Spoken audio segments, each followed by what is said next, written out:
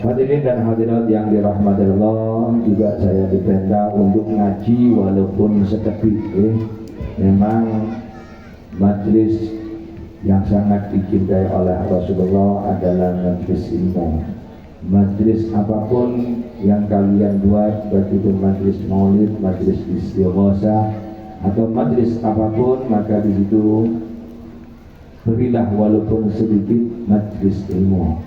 Karena ketika Rasulullah SAW masuk ke dalam Masjid Nabawi, di situ ada dua haladoh, dua kelas. Yang haladoh pertama atau kelas yang pertama itu kelas Al-Quran, maos Al-Quran. Dan adapun haladoh yang kedua atau kelas yang kedua adalah halagoh ilmu atau majlis ilmu atau kelas ilmu.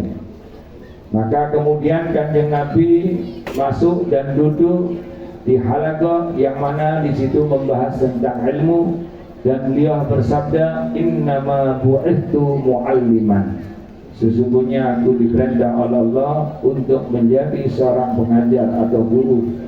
Maka dari itu apapun majlis kita, hendaklah di situ ada majlis ilmu walaupun sejenak. Dan orang yang duduk di majlis ilmu niscaya sebelum mereka berangkat dari rumah, sebagaimana sabdanya Rasulullah SAW, man intaqala liyata'allama ilman ghufira lahu qabla ayyahwa. Barang siapa yang berpindah tempat keluar saking rumahnya, tiada tujuan lain kecuali untuk mencari ilmu, maka dia diampuni dosanya sebelum dia melangkah. Seandainya kalian yang saat ini hadir di dalam majlis ini sudah ada niatan tadi di rumahnya untuk ngaji, untuk berangkat ngaji ke tempat ini, kemudian ternyata mempunyai udzur syar'i, berhalangan syar'i, kemudian kalian tidak bisa berangkat ke dalam majlis ini, maka ketika panjenengan sudah ada niatan untuk ngaji, maka panjenengan sudah termasuk orang yang diampuni dosanya oleh Allah Subhanahu wa ta'ala. Maka sungguh luar biasa orang yang senang duduk di dalam majlis ilmu. Dan sakwali, sekali lagi sudah sering saya sampaikan, kalau majlis ilmu adalah majlis yang dicintai oleh Rasulullah, tetapi majlis ilmu adalah majlis yang dibenci oleh syaitan. Kenapa begitu? Karena setan senantiasa selalu mengharap, selalu menginginkan umat Kanjeng Nabi Muhammad ini senantiasa bergelimang di dalam dosa. Orang yang belum berangkat ketika mereka sudah niat, sudah termasuk dosanya diampuni oleh Allah Subhanahu wa ta'ala. Dan orang yang duduk di dalam majlis ilmu, maka mereka adalah orang-orang yang sangat luar biasa, yang pastinya mereka tidak berangkat ke majlis tersebut kecuali mereka adalah orang-orang yang mendapatkan ridho daripada Allah Subhanahu wa ta'ala. Seperti pada malam hari ini, panjenengan duduk di dalam majlis ini, panjenengan adalah termasuk orang yang mendapatkan ridho daripada Allah Subhanahu wa ta'ala. Karena tanpa ridho daripada Allah Subhanahu wa ta'ala, maka kalian tidak akan duduk di dalam majlis seperti ini. Ketika Allah memberikan ridho kepada panjenengan untuk hadir di dalam majlis seperti ini, Allah menggerakkan hati panjenengan. Allah menggerakkan hati panjenengan sehingga mungkin yang dekat melangkahkan kakinya ke tempat itu. Adapun mereka yang jauh, mereka Allah menggerakkan kakinya, kemudian kalian menggerakkan tangannya. Yang punya kendaraan ngambil kontak, yang punya kendaraan naik kendaraan, starter kendaraannya menuju ke tempat itu. Maka sekali lagi, tidaklah duduknya kalian di dalam majlis ini kecuali kalian adalah orang-orang yang mendapatkan ridho daripada Allah Subhanahu wa ta'ala. Pastinya pertama kali senantiasa memuji syukur kepada Allah Subhanahu wa taala, Zat yang senantiasa memberikan kita nikmat yang tak terhingga. Sekali lagi seperti pada malam hari ini adalah nikmat daripada Allah Subhanahu wa taala. Dengan nikmat ridhonya, inayah, hidayah, taufiknya, dan kita diberi sehat walafiat sehingga kita bisa berkumpul di tempat di dalam kita duduk di dalam majlis ini, kecuali kita menjadi orang-orang yang mendapatkan curahan rahmat daripada Allah Subhanahu wa taala. Dan juga tidaklah duduknya kita di tempat ini kecuali kita menjadi orang-orang yang diampuni dosanya oleh Allah Subhanahu wa taala. Maka ini adalah suatu nikmat yang sangat luar biasa. Maka senantiasa kita hendaklah selalu menjadi hamba-hamba yang selalu bersyukur atas nikmat tersebut. La in syakartum la azidannakum, sehingga Allah akan senantiasa menambah nikmat-nikmat kita. Alhamdulillah. Salawat serta salam pastinya senantiasa kita haturkan kepada junjungan kita Nabi besar Muhammad sallallahu alaihi wasallam, yang kita senantiasa selalu mengharap agar kita diakui menjadi umatnya ila yaumil qiyamah. Bu, kula badhe tanglet napa tondo-tondoe umate Kanjeng Nabi Muhammad. Halo. Panjenengan kepingin diakui menjadi umatnya Kanjeng Nabi Muhammad ila yaumil qiyamah? Ingin diakui napa mboten? Apa tanda-tanda daripada umat Kanjeng Nabi Muhammad? Menukil saking kitab Mukasyafatul Qulub leres. Menukil saking kitab Mukasyafatul Qulub wonten sebuah kisah singkat cerita di antara tanda daripada orang yang ingin diakui menjadi umat Kanjeng Nabi Muhammad. Wonten siji tiyang ketika itu mimpi kepanggih Kanjeng Nabi Muhammad. Kalau orang yang berjumpa dengan Rasulullah itu adalah hal yang betul, hal yang hak, karena setan tidak bisa menyerupai daripada baginda Rasulullah sallallahu alaihi wasallam. Ketika berjumpa dengan Rasulullah sallallahu alaihi wasallam, orang tersebut memanggil Kanjeng Nabi, "Ya Rasulullah, ya Rasulullah." Tetapi Rasulullah tidak berhenti. Rasulullah tidak menoleh. Rasulullah tidak menjawab panggilan tersebut. Padahal kita semua mengerti bagaimana akhlak Rasulullah sallallahu alaihi wasallam sebagaimana dikisahkan oleh sahabat-sahabatnya. Ketika Rasulullah dipanggil oleh seseorang, maka Rasulullah berhenti. Rasulullah menoleh, bergerak sampai anggota badannya ikut bergerak. Noleh sampai anggota badannya ikut bergerak, melihat kepada orang yang memanggilnya. Itu diantara akhlak daripada baginda Rasulullah sallallahu alaihi wasallam. Orang ini memanggil baginda Rasulullah, tetapi Rasulullah anehnya tidak berhenti, tidak menoleh dan tidak menjawab. Gerakan apakah sebabnya? Apakah Rasulullah marah kepada orang tersebut? Ngapunten, Bu, Mbak, umpami wonten sing manggil panjenengan dan panjenengan orang noleh niku alasane napa biasane? Lek enggak mungkin loro ati nang wong iku. Nggih, niku. Mesti. Nggih. Nggih. Kok mesti niku? Mesti niku. Nggih. Utawa mboten kenal. Ah, nggih. Nggih. Antara dua, mungkin sakit hati atau tidak kenal. Melengos. Dan orang ini yang memanggil Rasulullah bingung.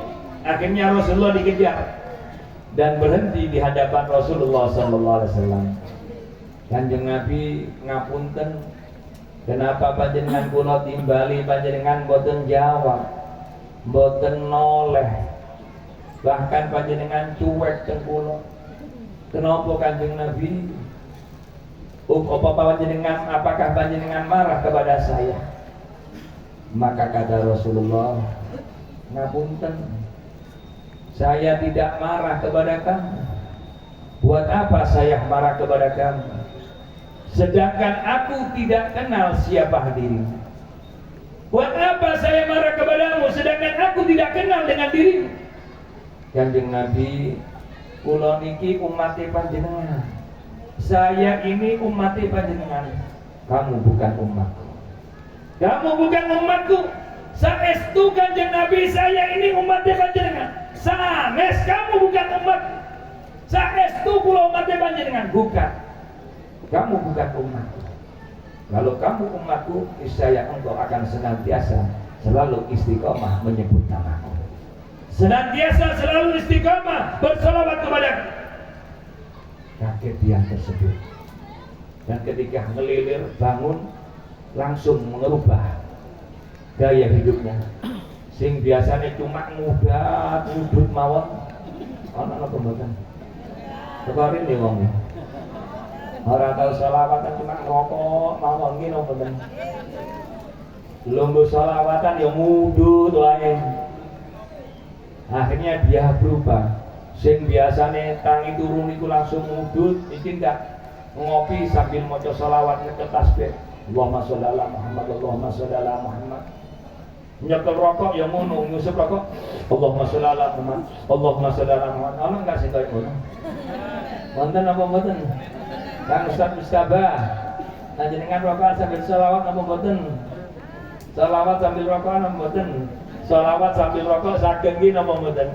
Tapi lek rokokan sambil selawat saged napa mboten? Sallallahu ala Nabi Muhammad. Orang ini merubah gaya hidupnya, setiap harinya istiqomah mau selawat dengan Kanjeng Nabi Muhammad sallallahu alaihi wasallam minimal 100 kali. Dan sungguh beruntung orang yang berselawat kepada Kanjeng Nabi istiqomah. Dirasa Kanjeng Nabi sapane wong sing selawat kang kula setiap harinya 100 kali, maka 100 hajat diijabahi oleh Allah. Merasa diamini, dilakoni. Ngamini itu orang lakoni percuma. Terus apa mboten? Tapi lek nglakoni lan ngamini insyaallah menjadi tambah mustajabah. 100 hajat diijabahi oleh Allah. 30 hajat urusan dunia dan 70 hajat urusan akhirat. Kula badhe tanglet panjenengan bendinane punya keinginan berapa? Kepingin sing durung duwe bojo, kepingin duwe bojo, sing wedok kepingin duwe bojo wong lanang ganteng. Sing lanang kepingin duwe bojo wong wedok sing ayu, nggih napa mboten? Tambah maneng dukur. Sing lanang kepingin wong wedok sing glowing, nggih napa mboten? Kadang sing wedok kepingin duwe bojo sing lanang mancung. Soron ya. Nggih napa mboten? Wis pokoke banyak keinginane. Mari ngono kepingin duwe sepeda motor. Leres napa mboten? Kepingin duwe mobil. Kepingin duwe omah dhewe. Leres napa mboten? Sing urusan akhirat kepingin mungkin di alam kubur enak. Nggih, termasuk wong sing ora itu siksa saking siksa kubur, nggih napa mboten? Termasuk wong banyak. Kira-kira hajate sedina pira? Ayo. Bagi anda yang istiqomah mau sholawat nang Kanjeng Nabi sehari 100 kali, maka panjenengan hajat 100 hajat diijabahi oleh Allah. Apa maneng panjenengan kalau istiqomah lho nggih. Mboten sepisan sholawat sedina ping 100 mari ngono mandeg. Istiqomah ini senantiasa selalu. Apa malih panjenengan sholawat setiap harinya 1000 kali, istiqamah 1000 kali sholawat sebagaimana dawuhnya Rasulullah sallallahu alaihi wasallam, panjenengan tidak akan meninggal kecuali Allah menunjukkan tempat kalian di surga. Ora usah diamini, dilakoni. Sallallahu alaihi Nabi Muhammad. Berarti panjenengan akan menjadi orang-orang yang husnul khotimah. Dan sekali lagi Kanjeng Nabi enggak butuh sholawat panjenengan. Rasulullah tidak pernah butuh dengan sholawatnya panjenengan. Tetapi panjenengan yang butuh sholawat nang Kanjeng Nabi.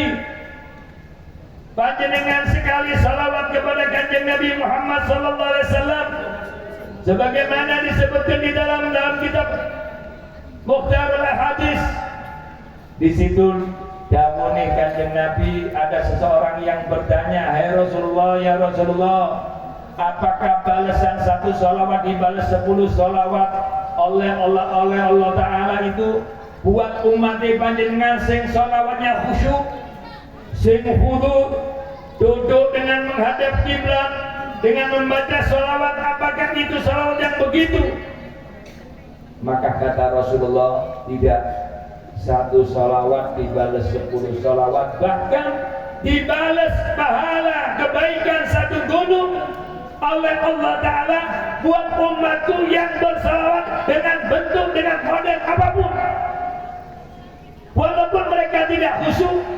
Sholawatan ambil ngantuk kadang-kadang gini apa mboten, sholawatan ambil chattingan gini apa mboten, terus apa mboten, sholawatan sambil ngudur gini apa mboten. Mereka mendapatkan 10 sholawat saking Gusti Allah, kemudian mendapatkan pahala satu gunung. Dan dirasakan Kanjeng Nabi, bagaimana untuk umatku yang mereka bersalawat kepadaku dengan menunggu khusyuan dan kehuduran, maka tidak ada yang bisa melihat atau menilai pahalanya kecuali Allah Ta'ala. Hanya Allah yang tahu berapa besar pahala untuk mereka, bagi mereka yang khusyuk dan khudu. Kita ini kadang-kadang nyekel happy, Masya Allah, khusyukin apa-apa, ditimbali wong tuani orang reken leres napa-apa, ditimbali karbone orang reken saking khusyuke. Jadi kira-kira tahu nggak khusyuk sholawatan? Pernah nggak khusyuk sholawatan? Kalau badai tanda dan panjenengan sholawatan 100 kali dalam sehari membutuhkan waktu berapa jam? Halo, sholawat sedina ping 100 pirang jam? Allahumma sholli ala Muhammad, Allahumma sholli ala Muhammad, Allahumma sholli ala Muhammad, Allahumma sholli ala Muhammad, Allahumma sholli ala Muhammad, Allahumma sholli ala Muhammad, Allahumma sholli ala Muhammad, Allahumma sholli ala Muhammad, Allahumma sholli ala Muhammad, Allahumma sholli ala Muhammad. 10 salawat pirang jam? 1 menit ini napa mboten? Cuma kita nggak ada waktu. Terus napa mboten? Chattingan berjam-jam, Masya Allah, orang kroso. Terus napa mboten? Kadang-kadang krungu azan itu, wah kok cepet azan ya. Sallallahu ala Nabi Muhammad, sallallahu ala Nabi Muhammad. Kira-kira miso sing nyafati panjenengan Kanjeng Nabi Muhammad apa Android itu? Kanjeng Nabi Muhammad. Lah kok panjenengan lebih sibuk milih HP nih, setan gepeng ini. Sallallahu ala Nabi Muhammad. Pastinya kita semua mengharap agar diakui menjadi umatnya ila yaumil qiyamah, umat yang bisa memandang wajah beliau, umat yang mengharapkan mendapatkan syafaat daripada beliau, umat yang telah pisah bersama beliau di dalam surganya Allah Subhanahu wa Ta'ala. Kira-kira tahu kepikiran gak luput suatu sarang-sarang Kanjeng Nabi Muhammad? Orang tahu kepikiran. Lalu ngomong kan mengaku cinta dengan Kanjeng Nabi Muhammad, Masya Allah, sholawatan dan budi-budi. Tetapi apakah di dalam diri kita pernah berpikir kira-kira siswa aku sarang Kanjeng Nabi Muhammad apa mboten nggih? Halo, sahabat Sya'ban, sahabat Kanjeng Nabi Muhammad sallallahu alaihi wasallam, yang mana beliau ini istiqomah sholat jamaah kali Kanjeng Nabi Muhammad. Sahabat Sauban ini setiap Rasulullah masuk ke Masjid Nabawi, Sauban sudah ada di depan, di sop paling pertama dan di pojokan. Kenapa kok di pojokan? Karena dia beribadah, jangan sampai ketika dia ibadah mengganggu ibadahnya orang yang lain. Maaf, kadang-kadang kita ini masuk ke masjid, sholat sunnah, asal di semua tempat. Masuk langsung Allahu Akbar. Anda kalau ke masjid, masuk ke masjid, kalau mau ibadah, cari tempat yang tidak menjadi orang lalu lalang, sehingga tidak mengganggu mereka, dan juga ibadah panjenengan tidak terganggu. Minimal panjenengan sholat di belakang tiang masjid, karena sana tiang-tiang ini, tiang masjid ini, di belakang tiang. sehingga tidak mengganggu orang yang lalu lalang, atau mungkin panjenengan minggir di dinding atau di pojokan sehingga tidak ibadah panjenengan tidak terganggu dan panjenengan tidak mengganggu orang lain. Sahabat, setiap kanjeng Nabi lebet itu sudah ada di pojokan. Setiap kanjeng Nabi lebet sudah di pojokan. Sahabat ini diperhatikan oleh Rasulullah. Semakin hari semakin kurus. Nah, kayak orang menurut jimat itu Muhsin Rizal, sering maulid semakin hari semakin gemuk. Sallallahu alaihi Nabi Muhammad. Pakai mangani kabeh. Sallallahu alaihi. Kemudian ditanya oleh Rasulullah, ya Sauban, aku perhatikan engkau ini semakin hari kau semakin kurus, wajahmu pucat. Apa penyebabnya ya Sauban? Apakah engkau sakit wahai Sauban? Maka kata Sauban, ngapunten kanjeng Nabi, awak kula kurus, wajah kula pucet niki, sanes kula kering, sanes kula sakit.